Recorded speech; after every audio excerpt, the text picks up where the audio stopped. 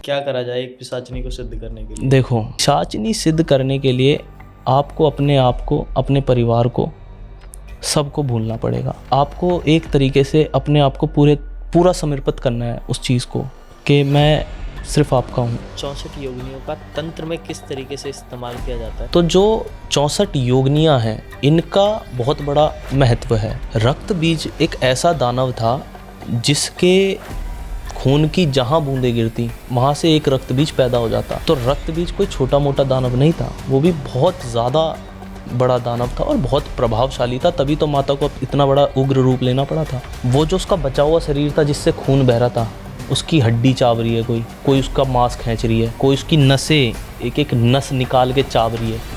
ऐसी हैं योगिनियाँ।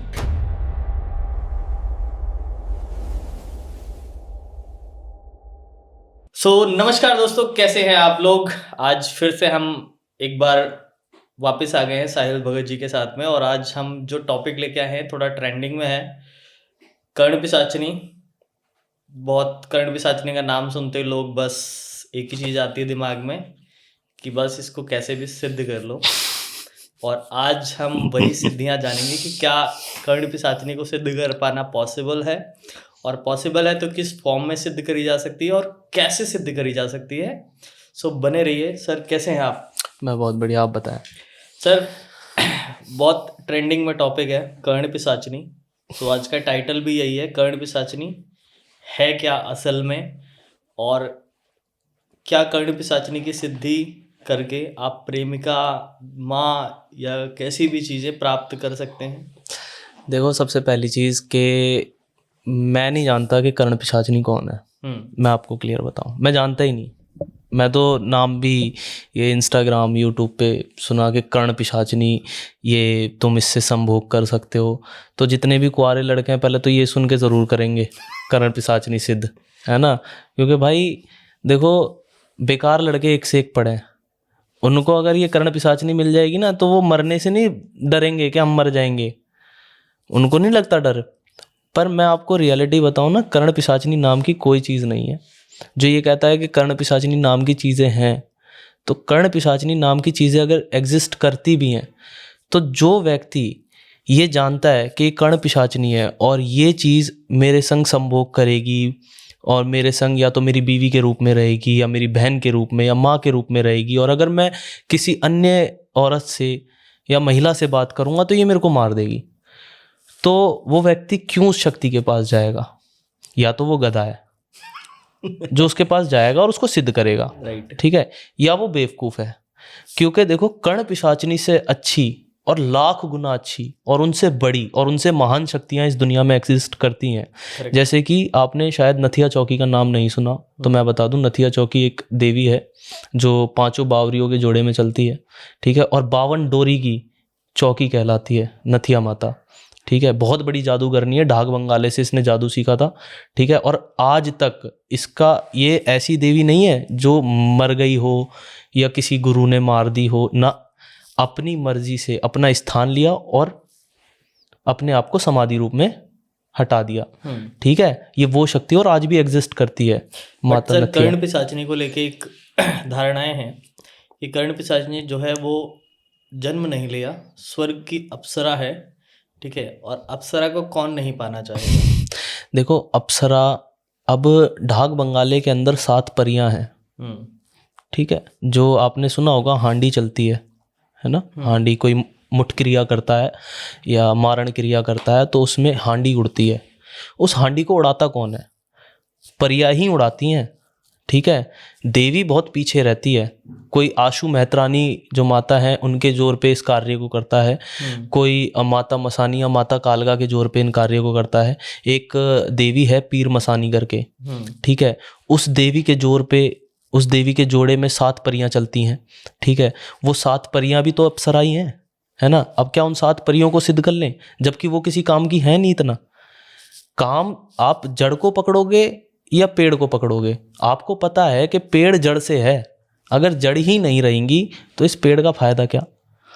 मैं यहाँ पर आपको एक चीज़ क्लियर करूँ, कर्ण पिशाचनी नाम की अगर कोई चीज़ एग्जिस्ट भी करती है तो वो आपका भला नहीं कर सकती, ठीक है।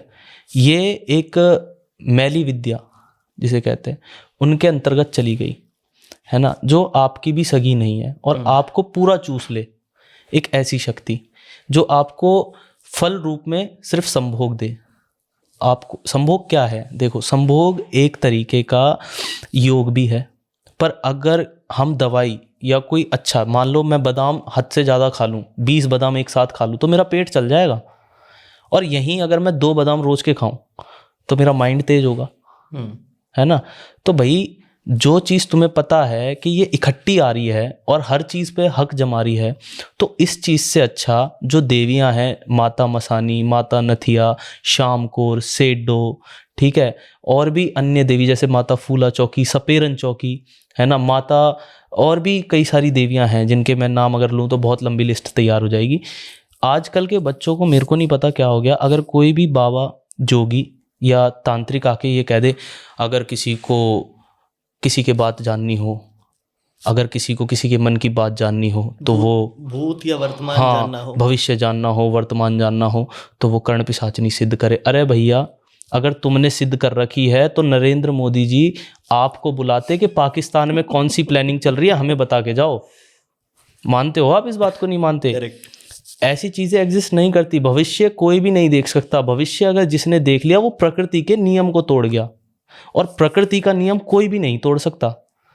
भूत में आप जा सकते हो, जो बीत गया है वो आपको पता रहता है। जैसे मुझे पता है मेरे पिताजी एक्सपायर हो गए, ये वर्तमान भूतकाल था, मुझे पता है। हम भूतकाल में देख सकते हैं झांक के कि यार हाँ मेरे पिताजी चले गए। हम भूतकाल की वीडियोस रख सकते हैं, जैसे आज हम वीडियो बना रहे हैं, हम 100 साल बाद इस वीडियो को देख सकते हैं, है ना। पर भविष्य में आपको पता है मैं कल कहाँ बैठा हूँ? नहीं। समझ रहे हो आप बात को? कॉन्सेप्ट समझ रहे हो? ये कर्ण पिशाचनी एक तरीके की सिर्फ ऐसी चुड़ैल या डाकनी या शाकनी या ऐसी डायन मान लो, जो किसी भी सीधे साधे भोले व्यक्ति को ये कह के चेप दी जाती है कि तुझे अगर धनी बनना है, तुझे अगर लोगों का भविष्य जानना है, जैसे वो कार्ड निकालते ना पंडित जी तोते वाले, तुझे वो बनना है तो तू ये सिद्ध कर ले। मतलब एक तरीके से उसे गोबर में धक्का देना। कर्ण पिशाचिनी नाम की कोई भी चीज़ अगर आपको कोई दे रहा है तो मैं सबसे यही रिक्वेस्ट करूँगा, भाई इससे अच्छा आप अपने घर की किसी देवी को मना लो, उसकी सेवा, उसका आप नाम बता दो, हमें बता दो, हमारे चैनल पे आके बोल दो मेरे घर की ये कुल देवी है, मैं कैसे करूँ। हम आपको सेवा बताएंगे, हम आपको साधना बताएंगे, आप करो। वो मैं इस बात को कहता हूँ कि वो देवी आपको भविष्य नहीं बताएगी, वो देवी आपको पैसा ला के नहीं देगी कहीं से, पर वो देवी आपके ऊपर आने वाले काल को टालने की क्षमता रखती है। आपके ऊपर किए जाने वाले तंत्र, जैसे कई सारे बैरी होते हैं जो तंत्र कर देते हैं, उसको रोकने में, उसको काटने में आपकी मदद कर सकती है। ये तो आजकल के देखो एग्जिस्ट करती है, ये चीज़ है, होगी, मैं ये नहीं कहता नहीं होगी। जिसका नाम है ना वो चीज़ है, और जिसका नाम नहीं है वो नहीं है। उसका नाम है तो वो भी है, पर इतनी बड़ी नहीं है। एक चुईया को अगर तुम ये कह रहे हो कि वो बहुत बड़ी डायनासोर है, तो ये आप सिर्फ एक मिर्ची हाथ में लेके लोगों की आंख में डाल रहे हो और कुछ नहीं कर रहे। हम आपको इतना सा बता रहे हैं कि भाई अपनी कुल की देवी पर भरोसा रखो। आपको पता है बर्बाद कौन है? जो इन सब चक्करों में है। वो तो है ही, वो तो अलग कहानी है। क्या पिशाचनियों की सिद्धि पॉसिबल है? बिल्कुल है। क्या प्रोसीजर है? कई तरीके के प्रोसीजर है, अलग अलग गुरु अलग अलग तरीके से बताता है। पिशाचनी किस टाइप की है, उसको क्या भोग चाहिए, क्या प्रसाद चाहिए। देखो पिशाचनी क्या क्रिया है, मुझे एक्चुअल में जानना है कि एक पिशाचनी सिद्ध करने के लिए, हालांकि मैं ये डिस्क्लेमर देता हूँ कि आपको ये चीज़ें नहीं करनी है, बट क्या करा जाए एक पिशाचनी को सिद्ध करने के लिए? देखो पिशाचनी सिद्ध करने के लिए वैसे मैं ऐसी चीज़ें नहीं बताता, मैंने आज तक अपने चैनल पे नहीं बताई, पर आपने सवाल किया है तो थोड़ा बहुत मैं कोशिश करूंगा कि आपने पिछली बार जैसे हमारे वीडियो में बताया, हाँ, मैं थोड़ा सा मतलब साक्षात्कार करना, हाँ, भूत का थोड़ा सा घुमा के मैं कोशिश करूंगा कि मैं आपको क्लियर कर सकूं। पिशाचनी सिद्ध करने के लिए आपको अपने आप को, अपने परिवार को, सबको भूलना पड़ेगा। ठीक है, आपको एक तरीके से अपने आप को पूरा समर्पित करना है उस चीज़ को कि मैं सिर्फ आपका हूँ। ठीक है, जिस तरीके का भोग प्रसाद मैं नहीं बोलूँगा यहाँ पर, देखो क्या लगता है क्या नहीं, क्योंकि कई सारे ऐसे बुद्धिजीवी हैं जो यहाँ सुन के करने भी लग जाएंगे। हाँ रियलिटी है, लोग करते हैं और फिर बाद में बोलते हैं अरे हमने तो यूट्यूब पे वो बाबा की वीडियो देखी थी और हमने करा तो आज हम बर्बाद हैं, फिर ब्लेम आता है। तो जो भोग प्रसाद लगता है वो करना पड़ता है। पिशाचनी की ज़्यादातर सिद्धियाँ शमशान में की जाती है। इसकी सिद्धि अगर आपको करनी है तो शमशान से ही होगी। और जो उसका भोग प्रसाद है, और कई लोग तो कई गुरु बताते हैं, खैर हमने तो आज तक करी नहीं सिद्धि पिशाचनियों की, और ना हम कभी करें, हमें ज़रूरत ही नहीं पड़ी, हमारे घर के बहुत हैं। तो कई सारे लोग बताते हैं कि जलती चिता से जो मुर्दा होता है उसके बगल में बैठ के इसकी सिद्धि की जाती है। कई लोग बोलते हैं कि मुर्दे के ऊपर बैठ के पिशाचनी सिद्ध की जाती है, शव साधना। हाँ, है ना, शव साधना जिसे बोलते हैं। पर मेरे हिसाब से जो है इसको सिद्ध करने का तरीका है शमशान के अंदर मीठा भोग शराब का, ठीक है, और श्रृंगार ये ले जाके किया जाता है। इसका आवाहन होता है, कौन सी पिशाचनी उसका नाम लिया जाता है, उसका गुरु मंत्र मिलता है और फिर उस चीज़ को सिद्ध किया जाता है। ये इसको सिद्ध करने का तरीका। पर पिशाचनी के जो अवगुण हैं, सबसे पहले जो पिशाचनी का साधक होगा वो किसी भी औरत को या महिला को देखेगा तो उसकी निगाह उसके शरीर पे जाएगी, मतलब कमर के नीचे नीचे, वो हर महिला को वहीं से देखना चालू करेगा। जो इसके अवगुण हैं, जो भी पिशाचनी को सिद्ध करता है। और सपने में उसके संग कई तरीके के सेक्स होते हैं, ठीक है, जैसे कि कई तरीके के मीन्स वो खुद भी करता है किसी लड़के के साथ और उसे मज़ा आता है। मैंने सुना है, ऐसा हुआ है, और कई सारे एक्सपीरियंस के साथ लोगों ने बताया भी है कि ऐसा ऐसा होता है। और मेरे को तो हंसी आती है कि भाई जब तुमने खुद गड्ढे में पैर डाला है तो भुगतो, है ना। करेक्ट। और उनकी जो निगाहें, जो बात करने का तरीका महिलाओं की तरफ ज़्यादा रहता है, औरतों की तरफ, मतलब सेफ नहीं है ऐसे बंदों के साथ अपने परिवार को बैठाना। तो ये अवगुण आ जाते हैं उनके अंदर। बाकी आदमी भी बर्बाद हो जाता है, शराब के लत में रहता है पिशाचनी सिद्ध करने के बाद। सो जिसको भी कर्ण पिशाचनी या किसी पिशाचनी की सिद्धि करना हो तो मैं पर्सनल ये बोलूँगा कि भाई दूर रहो, इन सब चीज़ों में कुछ नहीं रखा है। नॉलेज के लिए आप जान लो, बट इन पे हाथ ना डालो। देखो, अब मैंने आपको बताया ना, माता कालका, चाहे वो मरगट की, चाहे वो खादराबाद की, नियावली की, या दिल्ली की तुगलकाबाद की कालका, इससे बड़ी शक्ति कौन है? माता मसानी गुड़गांवे की, शीतला माता, माता श्याम कौर, माता सेडो, ये भी तो अप्सराएं हैं। आप इनके बारे में जानते हैं? ये भी अप्सराएं हैं। कई लोग इन्हें अप्सरा बताते हैं, कई सारे गुरु बताते हैं कि अप्सरा योनि में आती हैं, है ना। तो इनकी सेवा करो, ये आपको अच्छा फल देंगी, आपके परिवार को बचाएंगी लोगों से। आपके ऊपर कोई, देखो, धन तो ला के देंगी नहीं, भविष्य आपको बताएंगी नहीं, है ना, पर आपके ऊपर अगर कोई विपत्ता आनी है, आपके ऊपर कोई बैरी कोई कर्म कर रहा है, तो ये आपको बचाएंगी। आपको इससे ज़्यादा क्या चाहिए? भाई कर्म करो, पैसा कमाओ। अब आपको रातों रात अगर आपको अमीर होना है तो ठीक है, आप लोग शॉर्टकट भी देते हैं, यक्षिणी सिद्ध करो, तो पिशाचिनी सिद्ध करो। देखो उनके हालात क्या हैं। आज देश की जीडीपी बहुत गिर चुकी है, हर एक आदमी पे पता नहीं कितना कर्जा है, कुछ मालूम नहीं, लाख से तो ऊपर ही होगा। तो जो भी 1.5 फुटिया बेचते हैं फ्री में, मैं उनसे यही कहूँगा, भाई देश को बचा लो। कुछ धारणाएं हैं लोगों की, वो आपसे क्लियर करूँगा। सो पहले मैं ये जानना चाहता हूँ, जैसे हम कैजुअल लोग इतना ही जानते हैं कि 64 योगिनियाँ जो हैं वो माँ काली की या माँ दुर्गा की सेविकाएं हैं जो उनके साथ चलते हैं। बिल्कुल। इसके अलावा 64 योगिनियों का तंत्र में किस तरीके से इस्तेमाल किया जाता है? हम ये शब्द ना ही कहें तो अच्छा है, सॉरी, सनातन धर्म की, और इन्होंने राक्षसों का नाश करने के लिए जन्म लिया है।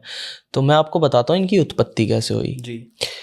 तो कहानी जब की है, जब रक्त बीज से माता कालका का युद्ध हुआ। रक्त बीज एक ऐसा दानव था जिसके खून की जहां बूंदें गिरती वहां से एक रक्त बीज पैदा हो जाता। माता कालका उसको मारे, उसका जो खून गिरे खप्पर मिले, फिर भी थोड़ा बहुत गिरता जा रहा। तो बड़े समय तक ये युद्ध चला। तो जब ये युद्ध चला तो माता कालका ने अपनी शक्ति से ही अपनी योगनियाएं उत्पन्न की। योगनी, जोगनी, डाकनी, शाकनी, ठीक है, और सेविका, सबको उत्पन्न किया। तो जो 64 योगनियाँ हैं, इनका बहुत बड़ा महत्व है, योगदान। हाँ, इनका बहुत बड़ा योगदान और महत्व दोनों है। कैसे कि जब माता कालका रक्त बीज को मारे तो रक्त बीज कोई छोटा मोटा दानव नहीं था, वो भी बहुत ज़्यादा बड़ा दानव था और बहुत प्रभावशाली था, तभी तो माता को इतना बड़ा उग्र रूप लेना पड़ा था। तो माता काल का उसका जैसी गर्दन कलम करे तो एक बूंद गिरे, वहाँ से एक और रक्त बीज। तो जैसी माता काल का उसको मारे तो जो योगनियाँ थी, वो जो उसका बचा हुआ शरीर था जिससे खून बह रहा था, उसकी हड्डी चाव रही है, कोई उसका मांस खींच रही है, कोई उसकी नसें एक एक नस निकाल के चाव रही है, ऐसी हैं योगनियाँ। कोई उसकी नसें चाव रही हैं, कोई उसके बाल खा रही हैं। मेरे को तो खैर देखो थोड़ा सा क्या है ना, इनकी जब एक माता का बात आती है तो थोड़ी सी हो जाती है। खैर, कोई उसकी हड्डियां चाव रही है, कोई उसकी मांस खा रही है ना। जैसे जैसे माता काटती जा, जमीन पे टच ही नहीं होने दे रही, इतनी सेविका, इतनी योगनी, इतनी जोगनी लग गई थी लाइन में, है ना। और ऐसे करके इनकी उत्पत्तियां हुई। फिर ये माता कालका के जोड़े में, उग्र रूप के जोड़े में, सात्विक जोड़े में नहीं है, सात्विक कालका के जोड़े में नहीं है। सात्विक क्या है, जो माता शांत हो गई थी, जब माता की जुबा बाहर आ गई थी तो उस समय माता शांत थी और ये योगनियां चली गई थी अपने अपने स्थान पे, है ना। पर जब माता उग्र रूप में थी तो वो विकराल रूप में माता के संग चलती हैं। ये माता की योगनियों की उत्पत्ति है। अब बात आती है कि इसका कैसे लोग प्रयोग करते हैं तंत्र के अंदर। तो देखो, तंत्र के अंदर सबसे ज्यादा प्रयोग इन योगनियों का ही है।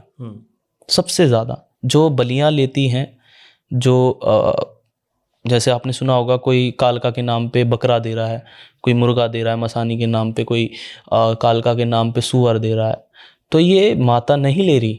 वो तो परम पिता परमेश्वर, एक बहुत बड़ी आदि शक्ति माता है, जगत माता है। वो क्यों किसी जीव की हत्या करेगी? वो नहीं करेगी।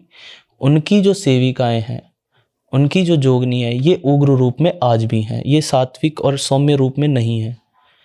इनको बलि ही चाहिए। और देखो, जो लोग कहते हैं कि भाई जानवर की बलि देना, वो भी तो एक जीव है, उनमें भी प्राण हैं। अगर आप लोग इन चीज़ में बिलीव करते हो कि उनमें प्राण है, भगवान होता है, वो देख रहा है तुम्हें, तो भगवान अगर देख रहा है तो भगवान ने उसको जानवर क्यों बनाया? उसको भगवान ने ऐसा क्यों बनाया कि वो लोगों का मल खा रहा है? सुअर जो है, आपने तो देखो सुना ही होगा, मुर्गी जो है वो क्या कीड़े मकोड़े या दाने, यही तो है ना। वो अगर ईश्वर है तो उन्हें ऐसा क्यों बनाया? हम जो बलि दे रहे हैं, जो हम काम कर रहे हैं, जो हम योगिनियों को भेंट दे रहे हैं, एक तरीके से उनकी, देखो हम तो पाप कमा रहे हैं, हमने तो जो काम किया, जीव हत्या करी, ये तो तय है कि हमने पाप कमा लिया। पर एक तरीके से उस जीव को उस शरीर से मुक्ति भी मिल गई। इस बात में तो आप बिलीव करते हो ना? करेक्ट, है ना। एक तरीके से उस जीव को शरीर से मुक्ति भी मिल गई, दूसरे तरीके से भाई जो हमने जीव हत्या करी, हमें उससे पाप भी मिला। पर जब हमने जिसके लिए उस जीव हत्या करी है, जिस परिवार के लिए हमने जीव हत्या करी है, वो परिवार अगर ठीक हो गया तो वो परिवार हमें दुआ भी दे रहा है कि बेटा तूने हमारा भला कर दिया, भगवान तेरे बाल बच्चों को बनाए रखे, भगवान तुझे बनाए रखे। एक तरीके से उनका आशीर्वाद भी मिल गया। तो पाप जो हमने कमाया वो तो हमें मिलेगा ही मिलेगा, उसका फल भी मिलेगा। और मैं जब भी कहता हूँ कि भगत मत बनो, मैं इसलिए बोलता हूँ कि भगत मत बनो, क्योंकि भगत बन के आपकी मृत्यु बहुत ही गंदी तरीके से होनी है ना। इसमें क्या है कि आप जिस तरीके से पुण्य कमा रहे हो, उसी तरीके से आप पाप भी कमा रहे हो। आपके दोनों घड़े साथ में चल रहे हैं। जो पहले भर गया वैसी आपकी मौत होनी है। अगर पुण्य का पहले भर गया तो आप बड़े आराम से मरोगे, पाप का पहले भर गया तो आप बहुत गंदी मौत मरोगे, है ना। अब इसमें एक ही अगर गलती ये कर रहा है आदमी के, जीव हत्या भी कर रहा है, फिर किसी का बुरा भी कर रहा है, किसी पे मारण कर रहा है, किसी पे स्तंभन कर रहा है, उच्चाटन कर रहा है, तो वो पाप दुगना कमा रहा है ना। और कहीं पे अगर कोई व्यक्ति 20 साल से अगर कोई परिवार परेशान है ना, और 20 साल में अगर उस परिवार को कहीं से कोई भलाई का भला करने वाला नहीं मिला, और कोई मेरे जैसा या कोई भी अन्य आप जैसा कोई आके बंदा सिर्फ एक मुर्गी काट के बोल दे जी आज से ठीक हो आप, और वो ठीक हो गए, तो वो क्या आपको दुआ ही देगा ना। Correct sir. 64 योगिनियों से रिलेटेड मेरे कुछ सवाल हैं। मैं इसको क्लेम नहीं करता ये ट्रुथ है या मिथ है। क्या 64 योगिनियों की साधना में, ठीक है, शारीरिक संभोग या मैथुन का प्रयोग होता है? देखो 64 योगिनी की साधना में शारीरिक संभोग या हस्त मैथुन वगैरह जो आप कह रहे हैं, जहाँ तक मैं जानता हूँ कि आदमी इस हद तक चला जाता है कि उसको ये करना पड़ता है, ठीक है। और मैं भी इस चीज़ का कोई प्रमाण नहीं दे रहा, ठीक है। मैं भी एक कहते हैं कि दंत कथा या किसी गुरु के मुंह से सुनी हुई बातें, ठीक है, जहाँ जो एक्सपीरियंस होता है लोगों के मुंह से सुना हुआ, जैसे हम सुनते हैं कि आदमी इन चीज़ों को करने लगता है, वो कंट्रोल करने की कोशिश करता है पर वो नहीं कर पाता, उसके सामने वो इमेजेस बनने लगती हैं। वो साधना के दौरान जिन चीज़ों की वो साधना कर रहा है, ये वो चीज़ें हैं जो बिना वस्त्रों के हैं, जिन्हें इन चीज़ों को करना है। क्योंकि देखो, आप देखोगे हिंदू धर्म के अंदर जो ये संभोग है, ये एक योग है। जो संभोग है ये एक योग है। इसको अब कई लोग गंदी नज़र से देखें तो बात अलग है ना, पर है तो ये पर्दे की चीज़। और योग योगनियों से ही है। योगनियाँ भाई वो योग तो करेंगी ही अपना, और उनका जो सबसे बड़ा योग बताया जाता है वो संभोग ही करती हैं। जैसे योगिनियों को हमेशा नग्न और अर्धनग्न दिखाया जाता है, सो क्या इसका संबंध जो है वो किसी सेक्सुअल तंत्र से है? नहीं नहीं, सेक्सुअल तंत्र से नहीं है, ठीक है। हाँ, पर ये है कि जिस पे भी जो भी माता का, इन सेविकाओं का, इन योगिनियों का साधक होता है, वो इन सब चीज़ों को बहुत ज़्यादा करता है, वो इन सब चीज़ों में बहुत ज़्यादा डूबा रहता है। उसका अलग ही लेवल का होता है ये सारा कुछ, योगिनियों के साधकों का।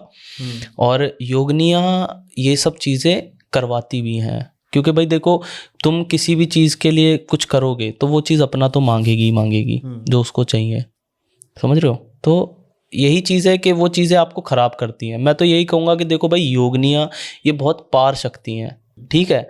तो हमारा जो वीर्य है, हमारा पुरुषोत्त कहते हैं इसे, है ना, ये पहले के जो राजा महाराजा थे ये एक बूंद भी बर्बाद नहीं होने देते थे, है ना। आज बच्चे कर रहे हैं, है ना, खूब बर्बाद कर रहे हैं। पर ये सब चीज़ें अगर आप बचाओगे, इन चीज़ों को अगर आप बचाओगे, तो ही आप आगे जीवन में सक्सेस पा सकते हो। आपको सक्सेस तभी मिलेगी जब आप इस चीज़ को बचा लोगे, क्योंकि ये वो चीज़ है शरीर के अंदर जो आपको एकाग्रित रखती है, आपको एकदम कंसंट्रेट करने पे मजबूत कर देगी। आप हर चीज़ पे कंसंट्रेट कर पाओगे, हर चीज़ को पकड़ पाओगे, समझ पाओगे। पर आप जब अपना ये पुरुषोत्त गिरा देते हो कहीं पे भी, इसको ऐसी जाने देते हो, तो आप मेंटली, फिजिकली, है ना, इन चीज़ों से परेशान रहते हो। आपके शरीर में ब्लड की कमी होने लगती है, कमज़ोर होने लगते हो। तो ये सब चीज़ें आपको जब मजबूर कर रही हैं इन सब चीज़ों के लिए, तो प्लीज़ मैं तो यही कहूँगा कि दूर ही रहो। क्या 64 लोगों की ऐसी अफवाहें हैं, मुझे नहीं पता सच है, क्या 64 योगिनियों का संबंध जो है वो रक्त बलि या नर बलि से है? हाँ, ये तो देखो कहते हैं लोग, और हम भी आज तक सुनते ही आए हैं। और सुनती क्या, देखो, जो माता कालका की जो कहानी है जिसमें उन्होंने रक्त बीज का संहार किया, उसमें भी ये 64 योगिनियों का जो जिक्र है वो इसी चीज़ से है कि इन्होंने 64 योगिनियों ने उनकी हड्डियाँ चाबी, उनकी नसें खींची, उनका रक्त पिया। तो ये चीज़ तो है। क्या 64 योगिनियों का संबंध काला जादू, वशीकरण या उच्चाटन, या आप कह लो कि जब इनकी सिद्धियां हो जाती हैं किसी इंसान को, सो वो काला जादू, वशीकरण या उच्चाटन में महारत हासिल कर लेता है? क्या ये सब चीज़ें हैं या सिर्फ मॉडर्न एग्जैजरेशन? मैं मतलब समझा नहीं। क्या 64 योगिनियों की सिद्धि करने वाला बंदा, ठीक है, काला जादू, वशीकरण या उच्चाटन, इन सब की सिद्धियां प्राप्त कर लेता है? ये सब कर पाता है या नहीं कर पाता है, या सिर्फ एक मिथ है? मिथ है? देखो, मैं आपको यहाँ पर क्लियर करूँगा, ऐसा कुछ भी नहीं है कि सिर्फ 64 योगिनियों का साधक ही ये सब कर सकता है। आज के समय में जिसने एक भूत को पूज रखा है, सिर्फ एक सिंपल सा, एक छोटा सा भूत को ही, नॉर्मल सा, जैसे आपके परिवार में, आपके घर में कोई एक्सपायर हुआ, आपने उसको पूज लिया, उसको साध लिया, ठीक है। उसको साधने के बाद आपने तैयार कर लिया कि हाँ भाई अब तू ही है जो भी है मेरे संग, तो वो भूत आपको ऐसे ऐसे काम करके दिखा देगा। देखो, भूत है, कोई हलवा नहीं है, समझ रहे हो। जैसे आप और मैं अभी बात कर रहे हैं ना, भूत योगिनी, सुनने वालों को शायद ऐसा लगेगा कि अरे कुछ भी नहीं है। भाई साहब, एक भूत बांधने में भी ना हमें 4 से 5 घंटे लगते हैं। आज तो दुनिया चुटकियों में काम कर रही है, कि भाई बस बैठे चुटकी बजाई हो गया काम, ऐसा कुछ नहीं होता।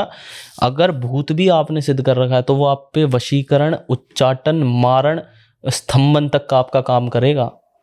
आप उस भूत को लगा सकते हो और वो करके देगा, ठीक है। तो ये तो एक भूत भी कर सकता है। और ऐसा नहीं है कि आपने अगर योगनी सिद्ध कर ली तो आप हर कार्य में सिद्ध हो, नहीं, ऐसा कुछ भी नहीं है। देखो सामने वाला बैरी आप नहीं जानते कितने पानी में बैठा है, समझ रहे हो। आप किसी बैरी आपने कर ली योगनी सिद्ध, आपको क्या पता आपने योगनी कर रखी है वो माता काल का लिए बैठा है और आपको नहीं पता। वही चीज़ें आप अगर उस पर भेज रहे हो तो क्या आपको लगता है कि माता काल का उस सेवक को ख़त्म होने देगी? कभी नहीं, कभी नहीं होने देगी। तो ऐसा नहीं है कि जिसने ये चीज़ें कर ली वो सक्षम है। सक्षम उसे कहते हैं कि जिसने अगर एक वचन मार दिया, अस्त हो जा सूरज, तो सूरज अस्त हो गया। मेरा एक सीधा सवाल है आपसे, ये तो हमारी 2 टॉपिक्स थे, योगनी और कर पूछ रहे हैं, या मैं आपकी बात कर लूँ? किया तो जा सकता है, जाना सबको है, मैं भी जाऊंगा, आप भी, सबको जाना है, और किसी को नहीं पता किसकी मृत्यु कैसे है। पर हाँ, मैं इस बात की गारंटी देता हूँ कि अगर कोई ऐसा करता है किसी भगत के ऊपर या मेरे ऊपर भी, तो मेरे को उसका आभास पहले ही हो जाएगा और मेरे पे वो समय रहेगा, क्योंकि मैं जिन चीज़ों की सेवा कर रहा हूँ वो चीज़ मेरे को आके बोलेंगी, गुरु ऐसा ऐसा काम हो गया है और अब तू देख ले। और बोलने का मतलब ये नहीं है कि वो मेरे कान में बोलेंगी या मेरे को ऐसा दिखेगा कि हाँ भाई एक एक शब्द जो मैंने बोले यही बोलना। मेरे संग कुछ ऐसे इंसिडेंट होंगे जिससे मेरा माइंड अपने आप ये चीज़ क्लिक करेगा कि मेरे ऊपर किसी ने ये काम कर दिया है, और मुझे अपने आप वो चीज़ें पता चलेंगी कि मुझे चावड़ पूजनी है या मेरे को काल का या बुला की। मेरे को कुछ ऐसा पूजना है, किसी ऐसे का भोग प्रसाद देना जो ये चीज़ लौटा फेर में वापस जाए और उसी को मारे जो ये काम कर रहा है। तो ऐसा नहीं है कि जो गुरु है उस पर मारण क्रिया नहीं होती, मारण क्रिया होती है, गुरु पे भी होती है। पर अगर गुरु सक्षम है, गुरु अपनी विद्या संभाल के चलता है, गुरु अपनी जादू को संभाल के चलता है, तो वो गुरु बच सकता है, उसको उसकी विद्या जवाब देगी। क्योंकि देखो आप सिक्योरिटी गार्ड रखा है आपने 15,000 में, मैंने 20,000 में बाउंसर रख रखे हैं, 5,000 फालतू ही दे रहा हूँ मैं। अब मैंने यहाँ से बाउंसरों को बोला जा भाई मार क्या, अब बाउंसर आए, पहले गेट पे ही आए, तो आपके जो गार्ड हैं वो बोलेंगे साहब ऐसी ऐसी बात है, बाउंसर आ रखे हैं, क्या करूं, मेरे पास डंडा है बताओ। तो तुम यूँ बोलोगे साले थाने से भी छुड़ा लूँगा, कोर्ट से भी छुड़ा लूँगा, वापस मार के भेजियो, खाली मत भेजियो, 20 तेरे को 15 देता हूँ, 50 दूंगा, है ना। तो वो उसको करेंगे काम को, है ना। तो गार्ड आपने रख रखे हैं भाई, गार्ड हैं, सेवा साधना कर रहा हूँ मैं, किसी चीज़ को मानता हूँ तो वो चीज़ मेरे को आभास देगी कि गुरु ये काम हो गया है, अब बता क्या करना है। तो वो चीज़ें अगर सेवक सही है, अगर सेवक भाई बेकार है तो फिर क्या ही कह सकते हैं। एक चीज़ होती है कि नींबू जब काटते हैं, हाँ हाँ, उसमें से रक्त निकलता है।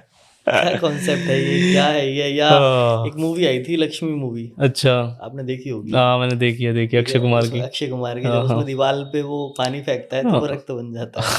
क्या ये वही कॉन्सेप्ट है या अलग है? देखो मैं एक बात बताता हूँ, हमारी जो जनता है ना भारत देश की, बहुत सीधी है, बहुत ज़्यादा सीधी है।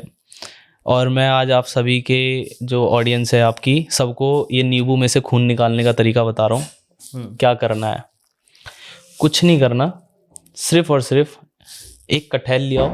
भाई ध्यान से सुनना, सब आप डरा सकते हो, ठीक है, और आप कह सकते हो कि आप भगत हो। एक कटहल लेके आओ और एक चक्कू लो, एक नींबू ले लो, ठीक है। कटहल को काटो, कटहल को काटोगे तो जो कटहल का चिपचिपापन होता है, वो चिपचिपापन आप थोड़ा सा सुखा लेना, हल्का सा थोड़ा सा सुखा लेना, और उसी से आप नींबू को कट करना बीच में से। जब आप थोड़ा सा दबाओगे उसमें से जो नींबू में से रस निकलेगा, और जो वो कटहल का रस था, जो वो चिपचिपापन था, जब ये दोनों आपस में मिलेंगे तो वो एक कलर बनाते हैं रेड कलर का, जिससे काफ़ी सारे तांत्रिक, और नींबू हरा होना चाहिए पूरा, जिससे काफ़ी सारे तांत्रिक कहते हैं देखो भाई इस पर टोना है, ठीक है। ये तरीके हैं लोगों को बेवकूफ़ बनाने के। अब नींबू उड़ा रहे हैं लोग, ऐसे नींबू देखा होगा, कई सारी वीडियोस वायरल हैं, नींबू नारियल ये सारे, हाँ ये सब उड़ा रहे हैं। तो जो नारियल होता है, कई सारे लोग ऐसे नारियल लेते हैं वो झुक जाता है एक तरफ को, लोग कहते हैं भाई शक्ति है, ऐसा कुछ भी नहीं है, वो भी एक कॉन्सेप्ट है, वो साइंस है, वो भी फिजिक्स है, फिजिक्स से हो रहा है वो भी, ठीक है। वो जो नींबू उड़ाते हैं वो कुछ नहीं होता, उसमें एक इनविजिबल वायर होती है जो आपको दिखती नहीं है, वो वायर कनेक्ट रहती है, ठीक है। तो ये तरीके हैं लोगों को बेवकूफ़ बनाने के, पागल बनाने के। अब ऐसे नींबू तो कई सारे काट के हम खुद निकाल देंगे समझ रहे हो आप बात को? तो बेवकूफ़ बनाने के तरीके हैं लोगों के। ऐसा कुछ भी नहीं होता। देखो चीज़ें हैं, हर चीज़ एग्जिस्ट करती है, अच्छी बुरी दोनों चीज़ एग्जिस्ट करती है। पर जैसे आपने देखा ना, लोग आते हैं माला पहन रखी है, यहाँ से यहाँ तक का टीका है ना, और भैया उनका जो पहनावा, ओढ़न पैड़न सब ऐसा ही कि भैया ये तो आप भगत थोड़ी ना है, अब तो वो तांत्रिक है। पर तांत्रिक अलग होते हैं भाई, वो तांत्रिक तो पूरा परिवार छोड़ के तांत्रिक बनते हैं। तुम तांत्रिकों की बराबरी कहाँ करोगे? तांत्रिक बहुत अलग है और भगत बहुत अलग है। भगताई क्षेत्र अलग जाता है, तांत्रिक क्षेत्र अलग जाता है। पर आजकल के जो भगत हैं वो अपने आप को तांत्रिक से कम नहीं समझते कहीं से कहीं तक। मेरा एक और सवाल है, पर्सनल सवाल है, ठीक है,